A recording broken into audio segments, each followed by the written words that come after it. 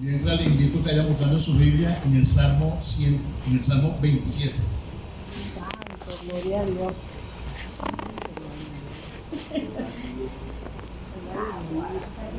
Salmo 27. Un salmo que no lo sabemos de memoria. Amén. Nuestro hermano Eli por ahí lo recita.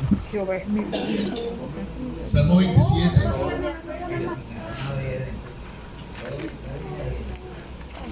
Leemos en el nombre del Padre, en el nombre del Hijo y en el nombre del Espíritu Santo. Jehová es mi luz y mi salvación. ¿De quién temeré? Jehová es la fortaleza de mi vida. ¿De quién he de atemorizarme? Cuando se juntaron contra mí los malignos, mis angustiadores y mis enemigos para comer mi carne, ellos tropezaron y cayeron.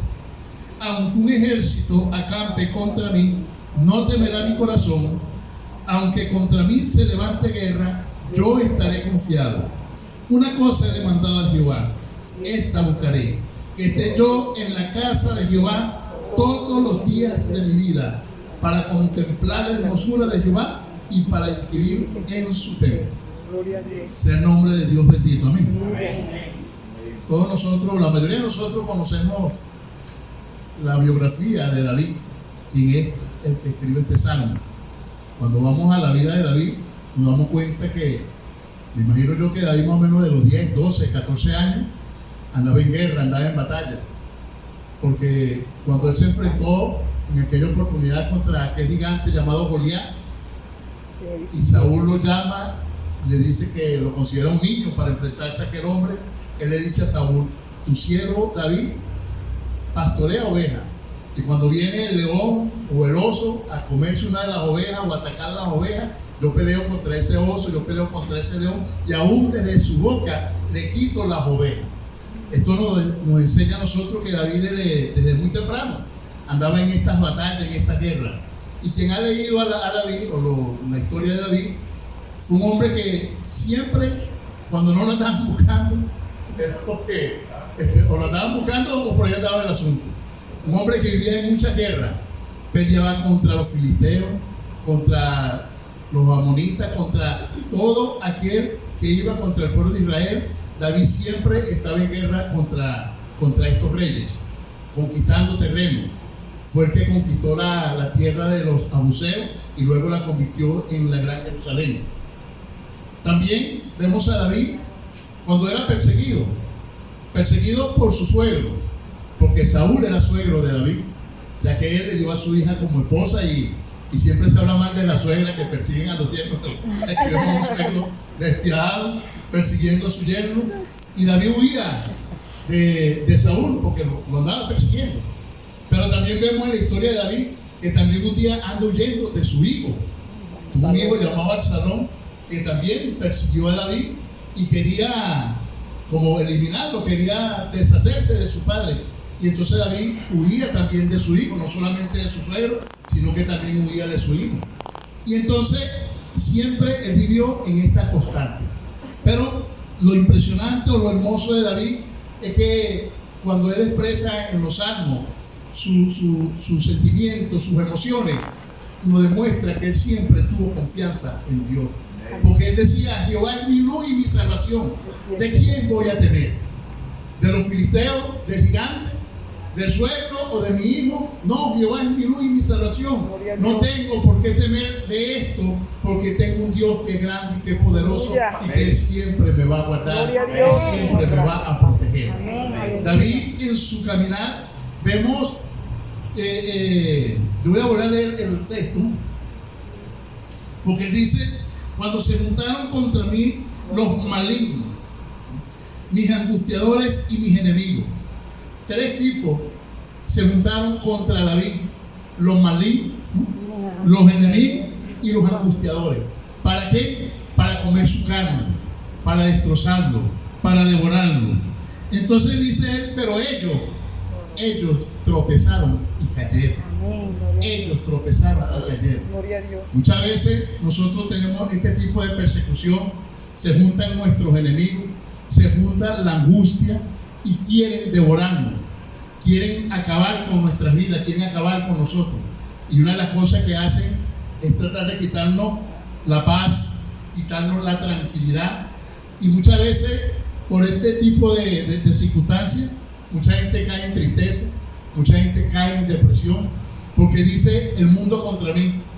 A veces tenemos ataques en nuestras propias casas, se nos levantan nuestros hijos, se levantan nuestros hermanos, a veces hasta nuestros padres, y tenemos esa angustia. Eso viene y trae una angustia. Se nos levanta el mismo enemigo, de muchas formas, de diferentes formas, a través de las enfermedades. A veces las enfermedades tocan la puerta de nuestra casa y tenemos un familiar enfermo, y eso trae angustia en nuestra vida, eso trae desesperación, más cuando tenemos o cuando no tenemos unos recursos económicos, porque a veces queremos con los recursos económicos combatir las necesidades de enfermedades que tenemos. Es lógico, si tenemos un familiar enfermo y tenemos que ir a un hospital o a un médico, necesitamos de dinero, porque un médico cobra para ver. Necesitamos de dinero para comprar medicina, porque no la regalan en la farmacia, tenemos que comprarla, tenemos que adquirirla. Y si yo le cuento a ustedes algo que me pasó esta semana, yo por eso, agarro este salmo, porque lo que muchas veces yo trato de predicar o de enseñar es porque lo he vivido en carne propia, tengo la experiencia de haberlo vivido y tengo la seguridad, la certeza de lo que estoy diciendo. La semana pasada me llama una hija que tengo en Perú y me llama llorando, me dice que tiene a su hija enferma, la cual es mi nieta, y me dice: papá, tengo a Yaceli enferma, tiene un dolor horrible en un riñón, la llevé al médico. En Perú, quien no tenga papeles está frito. El que no tenga papeles no lo ve un médico, no lo ve un ambulatorio. No es como aquí que hay CDI, que hay ambulatorio, que cualquiera, hay salud gratuita. Allá no, allá hay que pagar la salud. Y si eres indocumentado, si no tienes los papeles en regla, mucho más todavía. Y me llama mi hija llorando y me dice que la niña tiene un problema en los riñones, que le dolía. Empezó ella a tener vómito y empieza aquel desespero. Y el otro problema, que aunque estaban allá, no tenían dinero para ir al médico.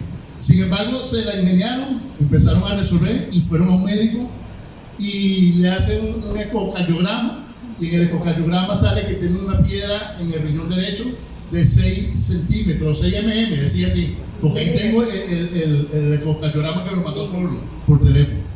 Y esto trae como consecuencia un dolor tremendo y le trae náusea, trae problemas estomacales, y mi hija empieza a llorar. Pero lo más tremendo es que empieza a llorar hablando conmigo por videollamada. Imagínense ustedes en la condición que yo me pongo también.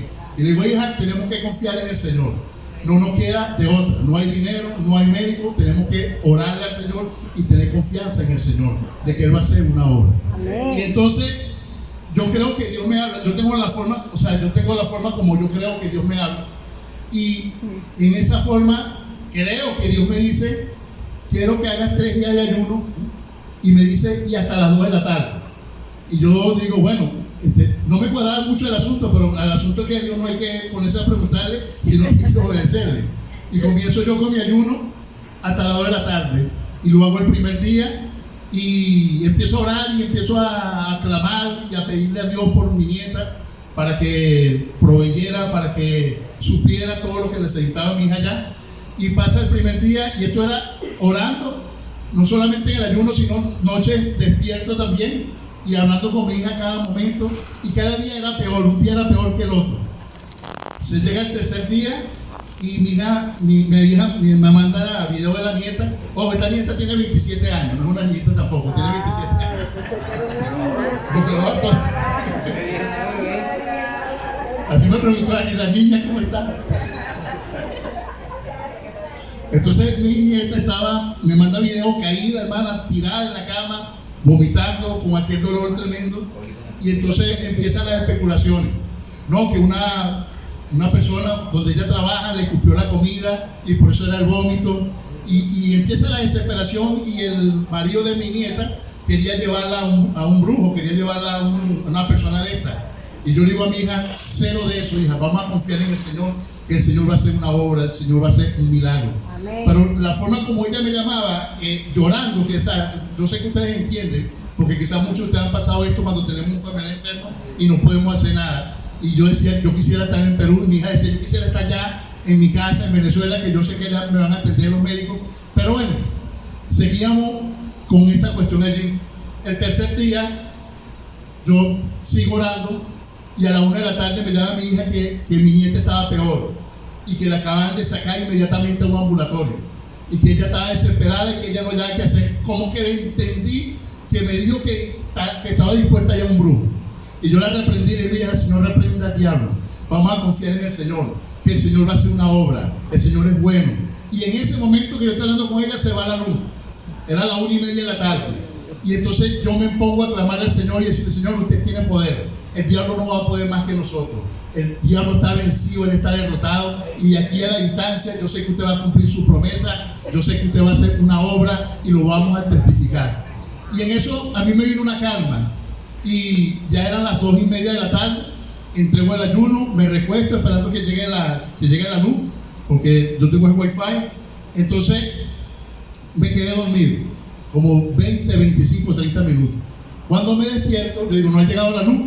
Y entonces me he visto y me voy para, yo estaba vestido, pero me arreglé, no quiero decir, me voy para la casa de una amiga, de mi suegra, porque allá sí hay luz y hay internet. Entonces yo llego allá porque pendiente de mi nieto. Cuando llego a la casa de mi suegra, llego y veo el teléfono mismo, los mensajes. Y yo abro el mensaje y es mi hija que me dice, papá, Yaceli acaba de llegar del médico y no tiene absolutamente nada. No tiene nada. Entonces, yo la llamo, estaba en el mensaje, la llamo, ¿qué pasó? Hija, no, ella fue al mismo centro donde ella fue. Le hicieron otro eco y le dijeron, ¿quién te dijo a ti que tienes piedra? ¿Quién te dijo a ti que tenías el hígado inflamado? ¿Quién te dijo a ti que tenías grasa en la sangre, en el cerebro y en el corazón?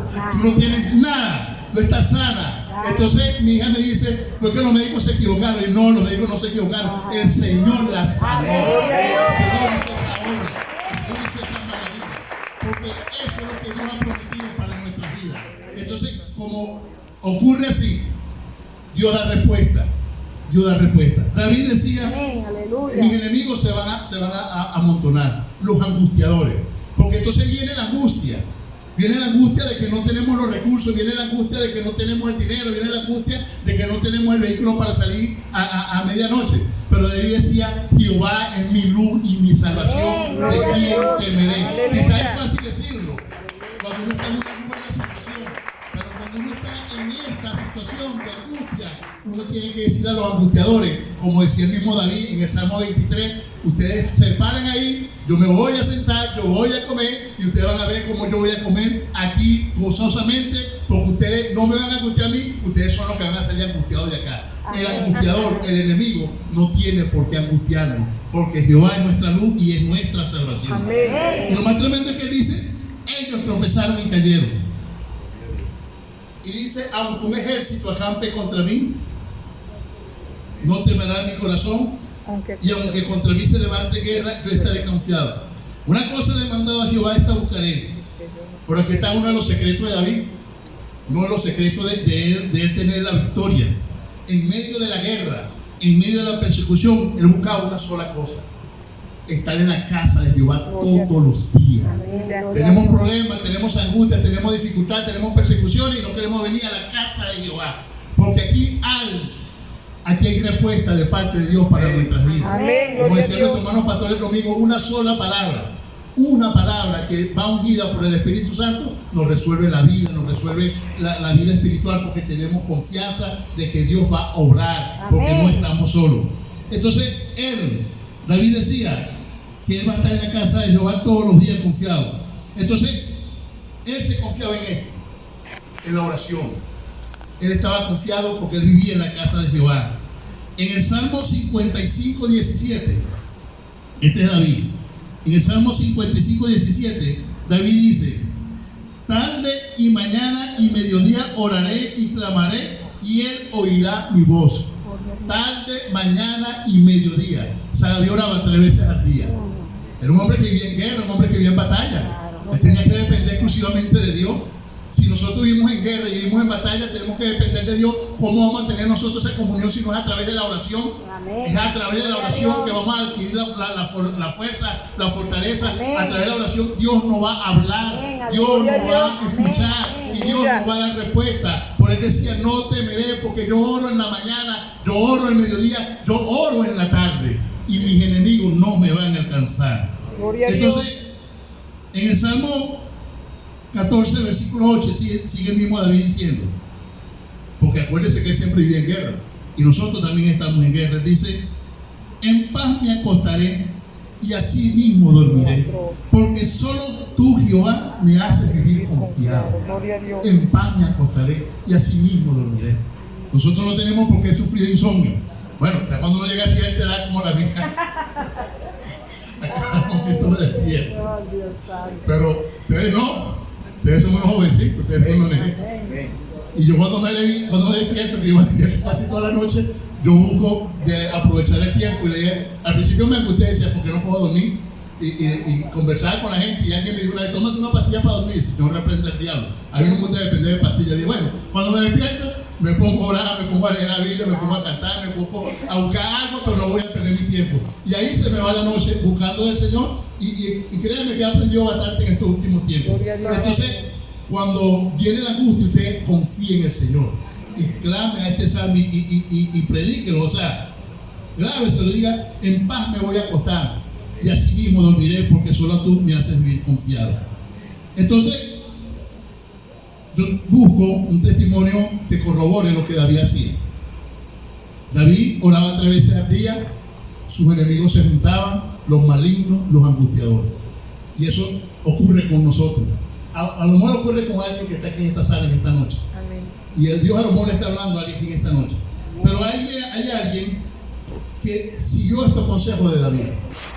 Hubo alguien que leyó estos salmos de David y lo creyó al pie de la letra. Y a él le resultó. Él lo leyó, créame que él lo leyó. Y ustedes van a saber de quién estoy hablando. Él leyó los salmos de David porque él estaba viviendo una situación parecida a la que David vivía. Estoy hablando del profeta Daniel. 380 años después de David viene el profeta Daniel. Y el profeta Daniel fue un hombre que Dios lo puso en gracia. Primero con el rey Nabucodonosor y después con el rey Ciro y el rey Darío de Media y de Persia. Y como era un hombre que tenía gracia delante de los reyes, tenía sus enemigos. Porque siempre hay gente que tiene envidia, siempre hay gente que quiere tener lo que Dios nos ha dado a nosotros. Y como no lo puede conseguir de una forma honesta, de una forma honorable, busca la manera de sembrar cizaña, busca la manera de inventarse cualquier cuento para tratar de quitarnos lo que Dios nos ha dado a nosotros. Pero lo que Dios nos ha dado a nosotros, ni el diablo ni nadie se lo va a quitar. Crea que pase, lo que Dios le ha dado a usted, el diablo no se lo va a quitar. Y si algún día lo llega a perder por cualquier circunstancia, como me ha pasado a mí en la vida, créame que Dios le va a regresar lo que el diablo ha tratado de quitarle, se lo va a regresar aún con más bendición. Amén. Daniel llega un momento en que cambia el gobierno y agarran los medos y los persas. Y Daniel, dice la Biblia que el rey Darío lo vio con un gran potencial. Y eso que venía del reino anterior, lo ve con un gran potencial. Y lo agarra y conversa con él y lo nombra como gobernador de las provincias de Babilonia o de las provincias de los medios y de los persas. El rey Darío nombra 3 gobernadores, pero sobre esos 3 gobernadores nombra a uno que está sobre esos gobernadores, que es el profeta Daniel. Y lo nombra y le da superpoderes. Pero vino la envidia y vinieron los enemigos, ¿no?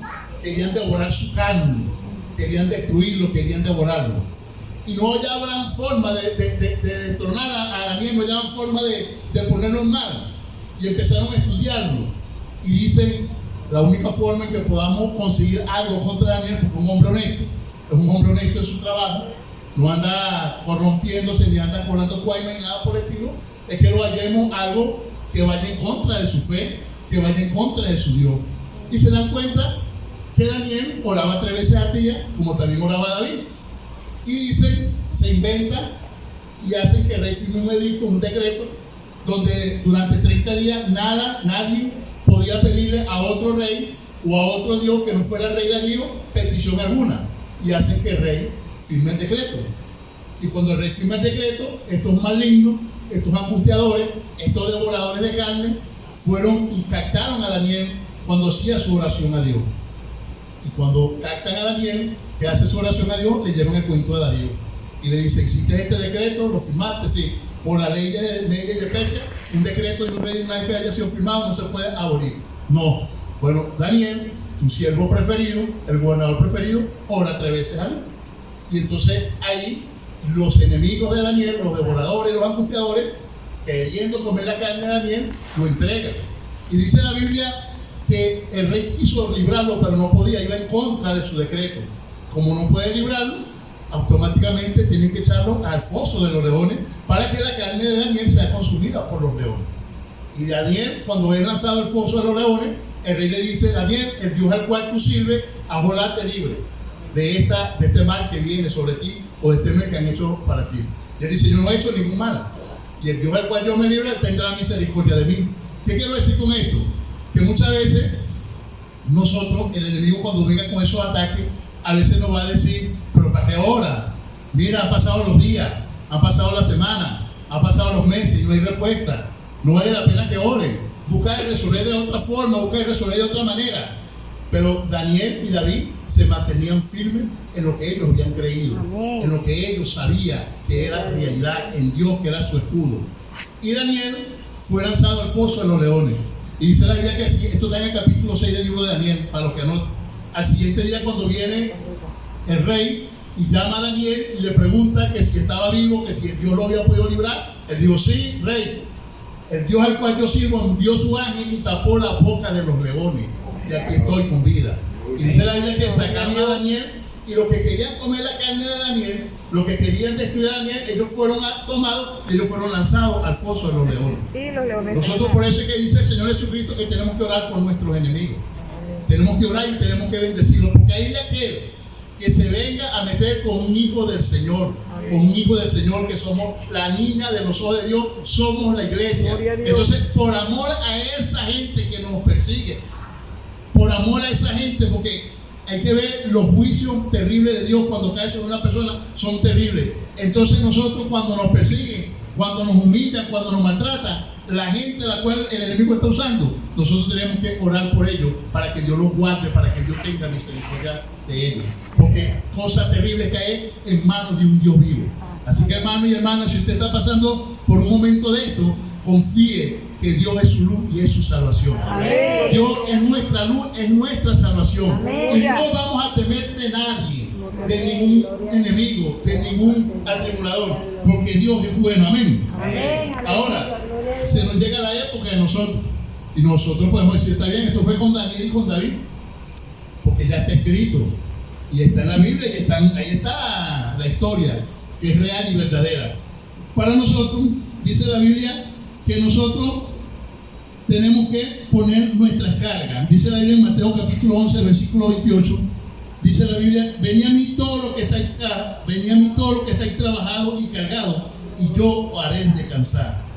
El Señor Jesucristo nos dice a nosotros, o a algún amigo o a alguna amiga que esté en esta noche, que si tenemos carga, si tenemos problemas, si estamos angustiados, nosotros tenemos nuestra luz y nuestra salvación, que es el Señor Jesucristo. Amén. Y Él nos dice, venid a mí, vengan a mí, todos los que estáis cargados, todos los que están trabajados, vengan a mí, que yo los voy a hacer descansar. Amén. Amén. Él dice en Juan capítulo 14, versículo 27, dice, yo mi paz os dejo, mi paz os doy, yo no la doy como el mundo la da. No se turbe vuestro corazón ni tengan miedo, porque la paz de Cristo sobrepasa todo entendimiento. La paz de Cristo sobrepasa todo entendimiento posible que nosotros podamos tener. Y cuando viene la paz de Cristo en nuestra vida y viene esa paz en nuestro corazón, entonces tenemos la confianza de que todo está bien. Amén. Amén. Creemos en un Dios todopoderoso, que no solamente yo lo he vivido en carne propia, y yo sé que muchos de ustedes también lo han vivido, y tenemos los testimonios por así contarlo, y sabemos que Dios es bueno, y sabemos que para siempre es su misericordia, y que nuestra ansiedad nuestras cargas, nuestra culpa. Dice el apóstol Pedro que pongamos nuestra ansiedad sobre Cristo Jesús y salgamos de aquí sin ansiedad, sin carga. No importa que el angustiador esté allí, no importa que la tribulación esté allí, pero nuestro Cristo, dice la Biblia allá en Isaías, cuando se nos presenta como el admirable, como el consejero, como el Dios fuerte, dice la Biblia que nuestro Señor Jesucristo es príncipe de paz. Ese príncipe de paz al cual nosotros servimos y ese príncipe de paz en el cual nosotros estamos confiados. Amén. Vamos a estar de pie, vamos a darle gracias a Dios.